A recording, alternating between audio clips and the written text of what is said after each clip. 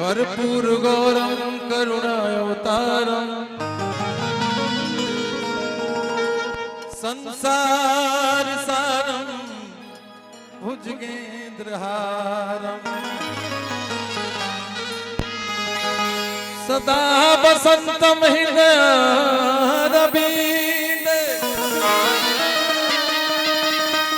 भवं भवामि सहितं नमामि। इनका के लोग कहे लगे भाग खा के सुतर ले बाबा बैठल जाए प्लीज एक ही गावे के बा आ झंझटिए में समय उड़ा जाता क्षमा चाहता नहीं भैया कान पकड़ के कि भोलेनाथ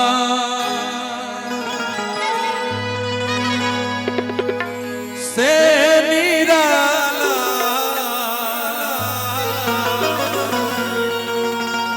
कोई और नहीं है।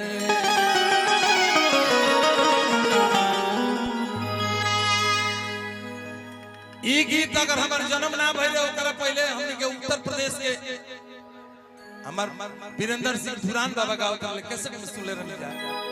आज जब समय पड़ जाला समय के अनुसार बात कहे के पड़ेला बात चाहे केहू केहू कि भोलेनाथ से निराला कोई और नहीं।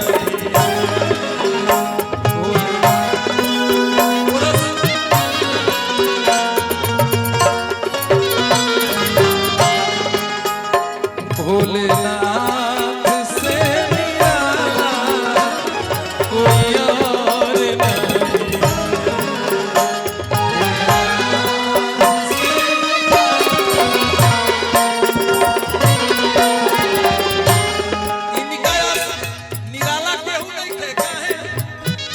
इनका डमरू डम डम बोले अगम निगम का भेद खोले।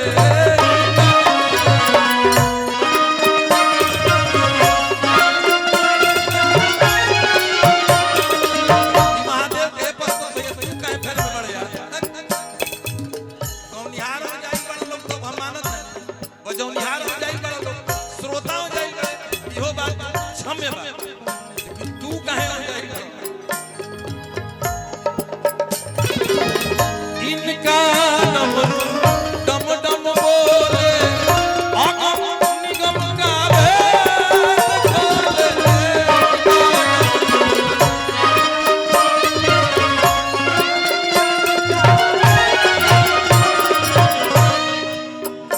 ऐसा डमरू बजाने वाला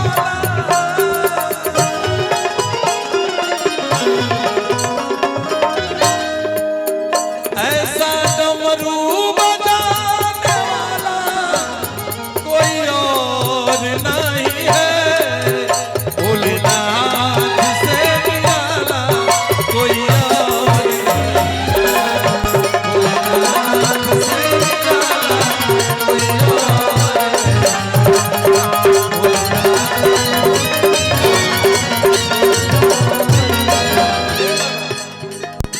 आप ईमानदारी से कहत करी जेकर हाथ खाली बा सीधा सीधा है दरबार में हाथ उठावल जाए। दोनों हाथ उठा के ईमानदारी से बात महादेव से कहल जाए। इनका डमरू डम डम बोले अगम निगम का भेद खोले।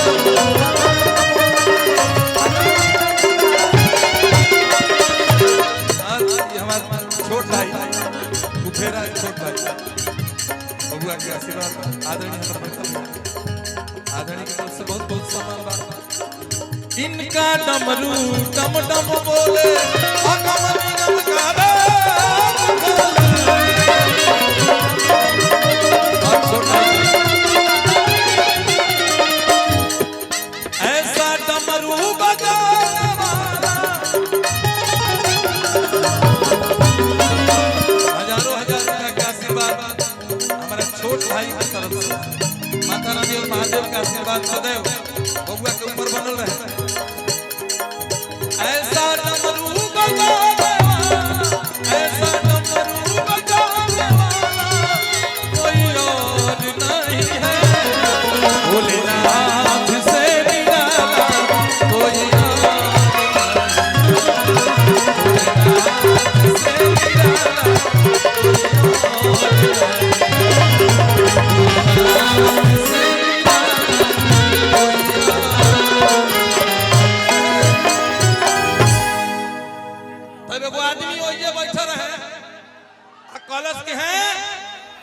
बात ना हो, हम जौन कहत हनी तवन हो तो लोग कहल कि तब तू ही कह तो कहले कि ना कि निराला।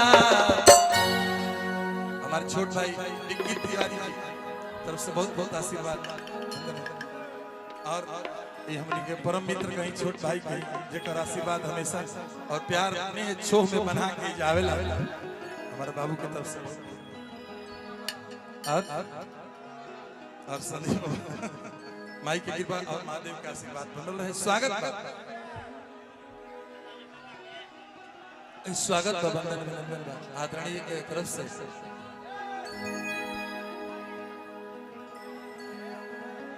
कि भांग के गाला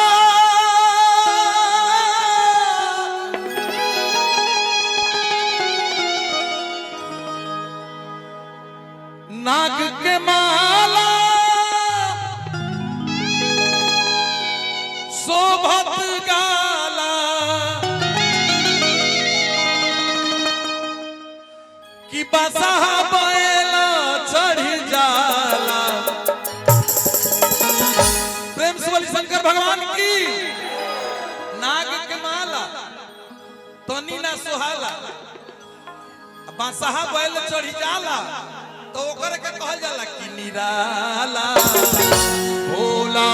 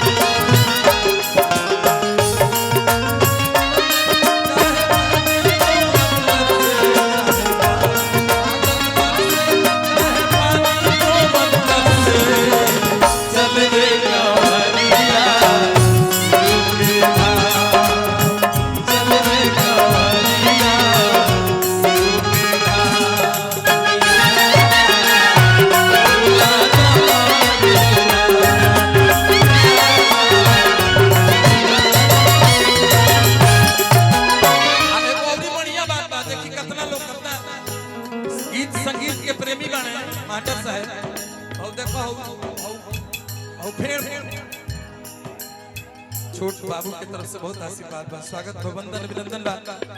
हमारा महादेव महला तू महला मन ही ना भावे छानी ना पाला ओ पाला जगदम्बा भैया महला तू महला शिव के ना भावेला छानी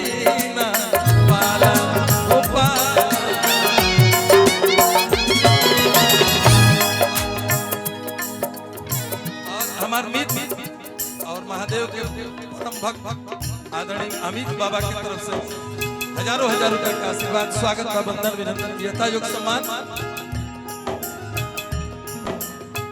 कि सोना के लंका बिन शंका के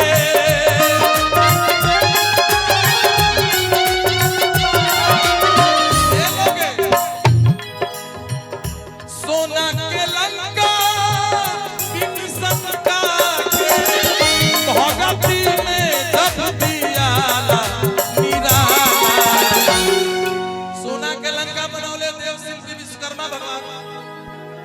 माई काली के नंबर के घर बनवावे रहे खाती बनवावे पूजा पाठ भई आ जौन बाभना गिरिवास करवाई लोग और नथिए मांगले उसकी घर में दे दी ऐसे कि सोना के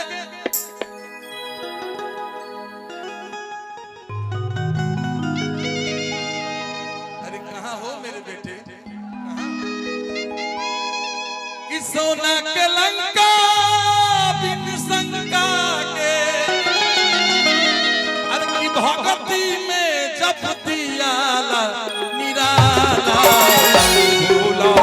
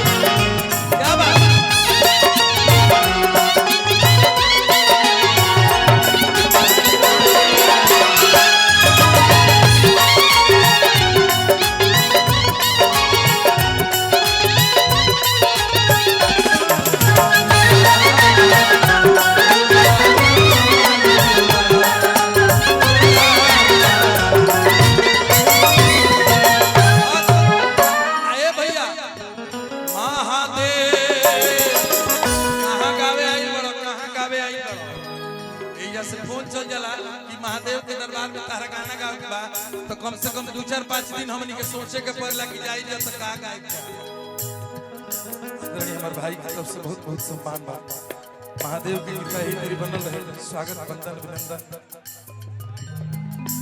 और हमारे छोट भाई श्री टाइगर पासवान हमर भाई की तरफ से महादेव के दरबार में हजारों रुपए के आशीर्वाद स्वागत बा वंदन अभिनंदन महादेव सदैव भजन करो कटी जाई भोग से ताला ओ ताला एक लोटा जल में बुढ़ऊ त खुश बाड़े और बहुत आशीर्वाद हमारा छोट भाई की तरफ से दिल से धन्यवाद बा और केहू के वीडियो कॉल पे यहां के दिखावत हन जाई राउत बिल पास हो जाई हो जैसा स्वागत बा वंदन अभिनंदन बा एक लोटा जल